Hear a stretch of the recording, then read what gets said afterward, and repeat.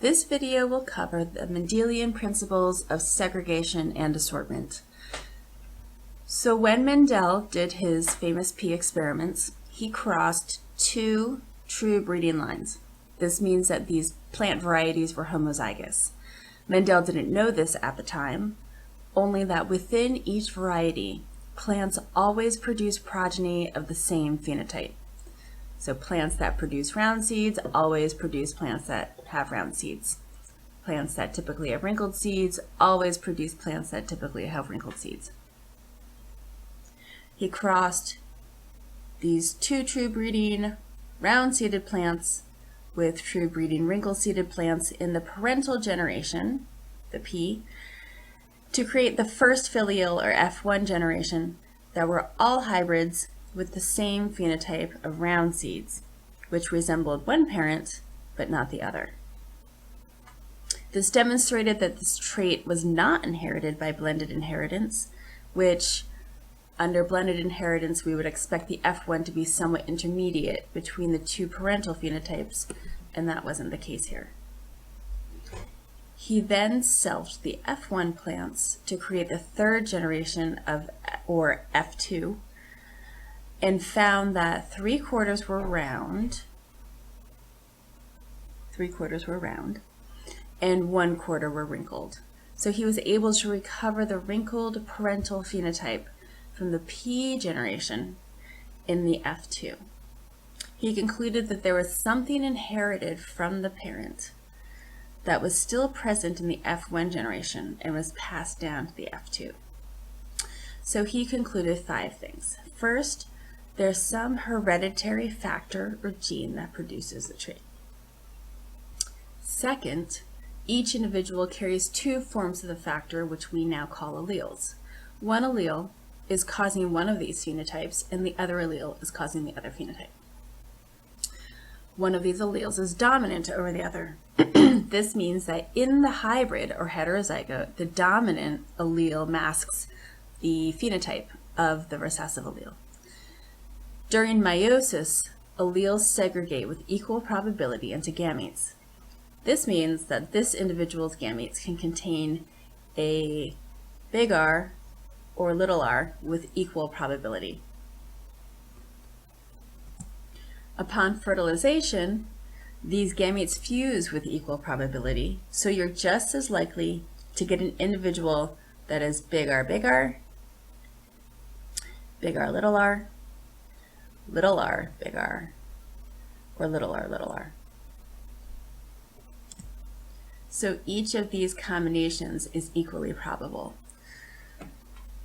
We have a 1 to 2 to 1 ratio of genotypes because we have 2 possible heterozygotes that are not exactly equivalent, because half of the heterozygotes will get the big R from mom and half will get the big R from dad.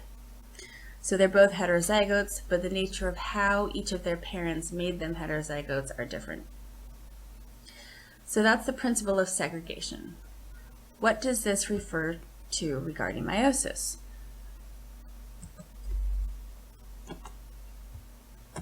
During gametogenesis, this means that chromosomes are lined up side by side on the metaphase plate during meiosis 1. So homologous chromosomes line up side by side, and one chromosome, say the red one, will go to one side and make a haploid germ cell, and the other chromosome, say the blue, will go to the other side and make a haploid cell, germ cell. What the principle of segregation says is that a given germ cell is just as likely to receive a red chromosome as a blue chromosome. In other words, we expect half of the gametes to have a big R, half to have a little r. A situation where the principle of segregation is violated would be if, for some reason, gametes carrying one allele were less likely to mature or survive, such that all you have left are gametes that contain one allele.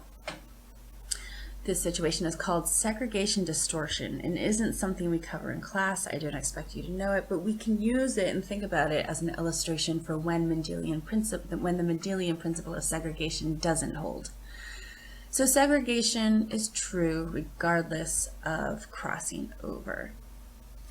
This is because segregation only applies to how alleles within gene are distributed among gametes. So even if there's crossing over, we still have 2 big R's and 2 little r's that result from meiotic events. Whether or not crossing over occurs does determine how important metaphase 1 is relative to metaphase 2.